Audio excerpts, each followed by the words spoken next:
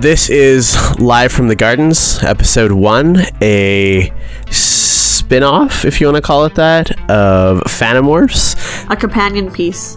A companion piece, yes. Starring just the popular characters. All of them. All of them. We've got myself, Mikhail, the host. We've got Tessa, the expert. And Scoby, the new blood, the greenhorn. If you guys are listening to this, it should be a week after the first episode came out where we talked about Animorphs number 1, The Invasion. The narrator for that was Jake. And the purpose of this type of off-week episode is going to be going over the morphs that the Animorphs did that week and some of the real-life facts about those animals. One of the fictions that we worked out for the reason for these off-week episodes is maybe to help budding Animorphs learn how to properly blend into their environment. Although we'll see how well that theme plays out over the next little while. So I broke everything. I chose 2 animals. So obviously the first animal would be the dog, the domestic dog, right? Well, that's the one that we see. I mean, there was also a cat that Tobias changed into that we hear off screen. So we're also only gonna a hawk. Are we only going to do the morphs that we see? So what I focused on largely was the morphs that the narrator does. There are going to be a few exceptions to that. Okay. See Tobias and his inability to morph. So, yep. So for example, this episode is going to be focused on the domestic dog and the Green Anole Lizard, which was featured pretty prominently. So one of the things that I wanted to focus on, at least briefly, is the location that these animals, that these Animorphs are acquiring, because they very specifically say, we're not telling you where we are. So I thought maybe we could sleuth a bit and just figure out. Tessa, I know you know where they are already, and I don't want you to say anything. Unfortunately for this episode, it's not going to be much help, because the domestic dog is literally found everywhere. Anywhere where there are dogs or like wild canines, there are also domestic dogs. So that's not very helpful. I did find out a few interesting things about dogs in general. How much of it is dog sex? So we can talk about dog sex if you want. I wanted to focus on what Jake focused on, which was the visual acuity of the dog as well as the hearing of the dog. So remember that, I mean, the sense of smell, that's not really a shocker. Like, dogs have a great sense of smell. One interesting thing I found out about dogs hearing, though, is that, so just for a point of reference, is humans can hear between 20 and 20,000 hertz. Do you guys know what I mean by hertz? It's like the pitch range. Yeah. Dogs can hear between 16 and 60,000 hertz. So they can hear way beyond, and way beyond more in the higher range, right? So that when you hear of things like dog whistles, that actually makes perfect sense. Like, if they can hear pitches way beyond what we can hear, it's gonna stand out to them.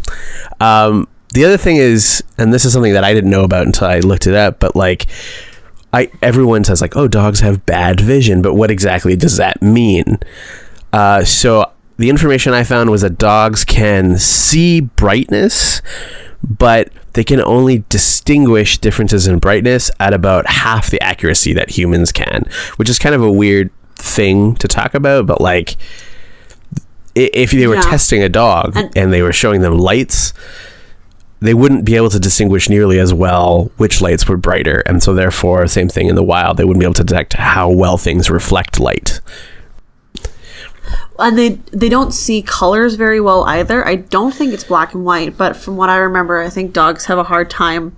Like, they can tell between red and green, but I'm blue sorry, and who's green done the are research? too close by. We both have. So it's actually the opposite of what you said, although you're hitting on the right idea there. So they actually have a really hard time distinguishing between red and green. But blue and green they can. So they have... Okay. I remember reading something about that in a book.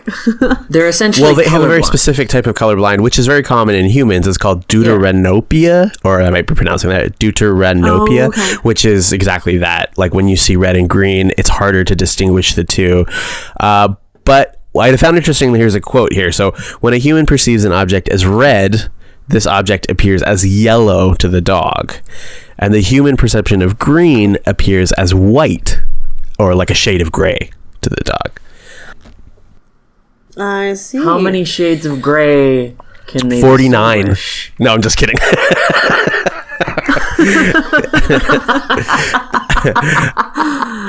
49 shades of gray. And with that, let's talk about dog knots. Let's talk about mating. So, dogs... So, Mikhail said that way too excitedly. He was like, all right, we're going to talk about mating. I watched way too many like dog mating videos to comfortably say the amount of minutes. Wow. The NSA... You didn't have to watch it. The NSA knows way too much about you now. Okay.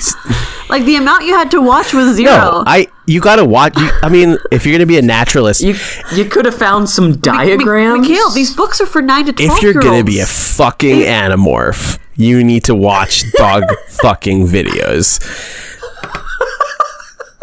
Just in case, worst case scenario, you have to really convince the Yerks that you're a dog and you gotta fuck That's another exactly dog. it. See, Sometimes you now gotta you're fuck a catching bitch. on. Let me just walk you through it. Okay, so if a female is receptive, so obviously it all depends on the female being like in heat. She will what's called flag. She will flag the male dog, which is literally just like they'll, instead of having their tail down behind them, they'll push it off to the side, exposing you guessed it, the vagina. The dog... I did guess that. Hey, If you didn't guess points. that, that's maybe your Gold problem. star. Dogs like butt sex? No, it's not they a butt don't. sex situation. No one likes butt sex. that's another podcast entirely. Let me tell you a thing about dogs. The male dog will mount the female dog, but the penis is not actually erect yet. It's the bone, the literal bone of the penis will go into the vagina. Once it's inside, then it's going to expand. And my understanding, it's very much like a human erection, like it'll fill with blood inside, or not. Okay, that's not how it works with humans, but it'll fill with blood like a human, and it'll create at the base of it what they call a knot or a bulb, which is like a big.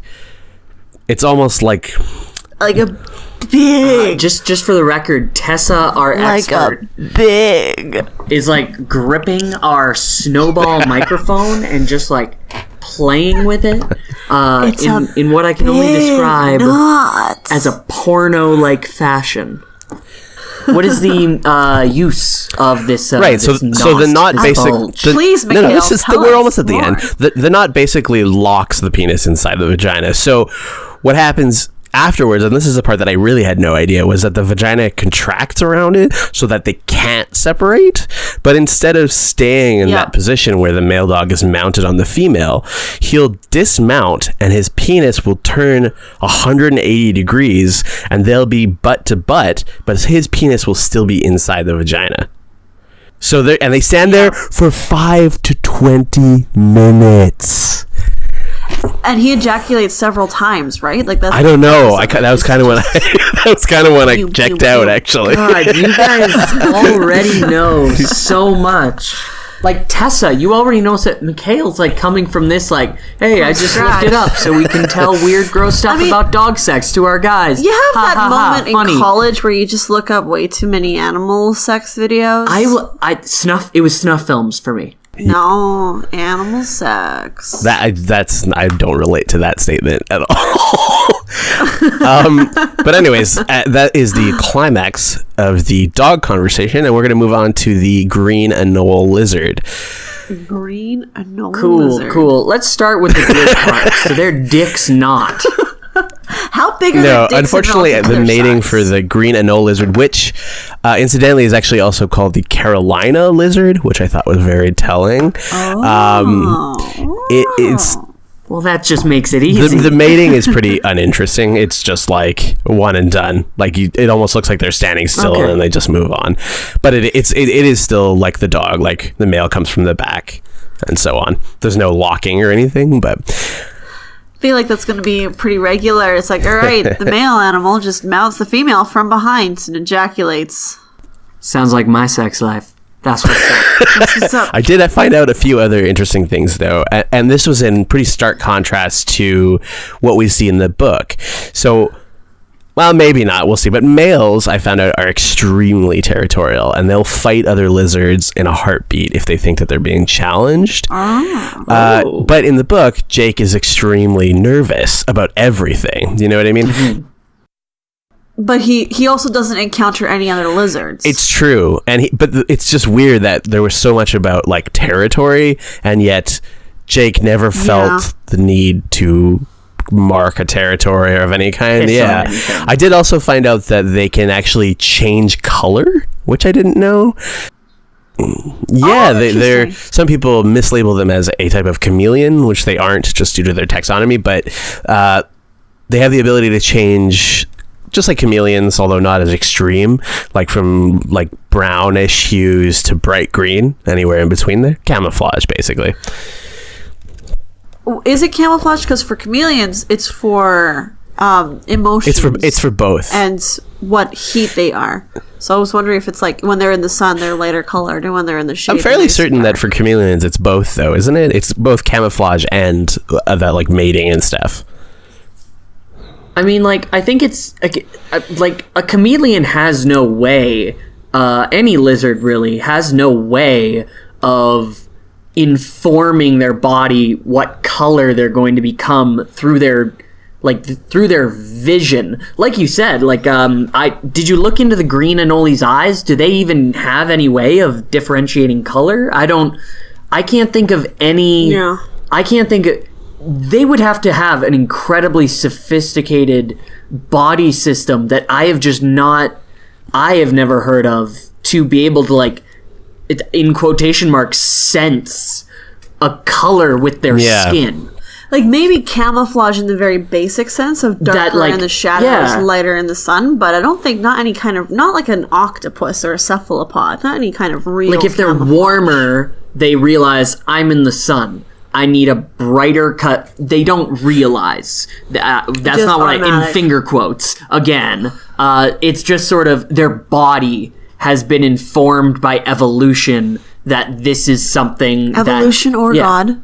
Let's not forget. I don't know enough, just to address that quickly. I genuinely don't know enough about both chameleons and Carolina lizards, whether or not, or like what it is that tells them what color to be. Although I seem to remember reading a while ago, like years ago now, that we actually don't know. We actually have very little idea of what it is that allows these animals to do that. And that's going to be a recurring theme as we go forward, is like, we just don't know shit about some stuff about animals. One last thing about the lizard before we move on.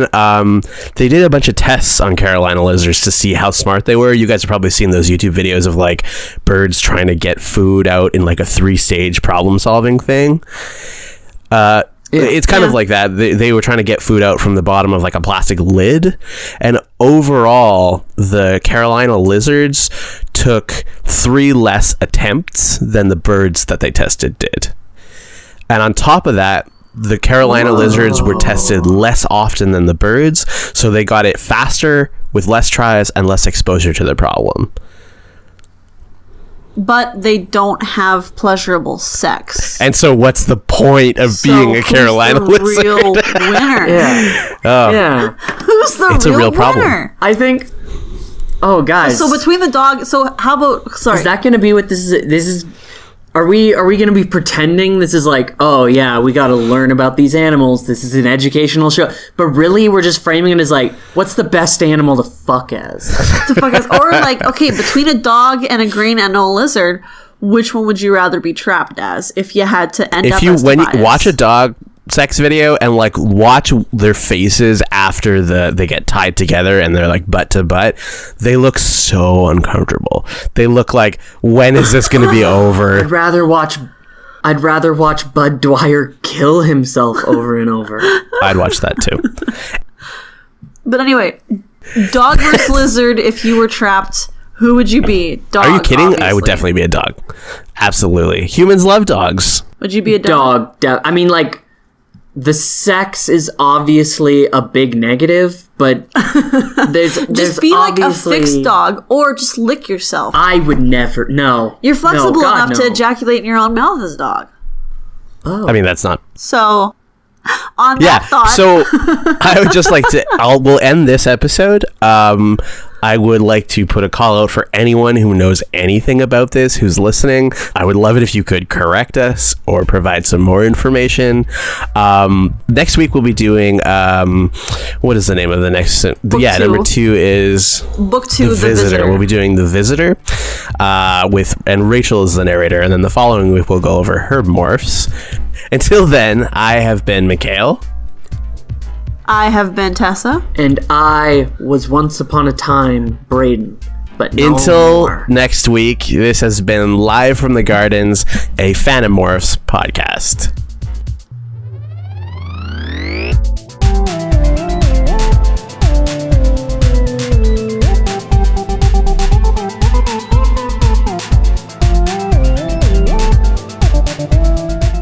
If you'd like to correct or clarify any of the poorly researched animal facts in this episode of Live from the Gardens, feel free to contact us on SoundCloud, Facebook, or Twitter by searching for Fanimorphs, the Dork-Bajir Chronicles. And remember, stay safe, stay hidden. Brought to you by Collective Legacy, a podcast network.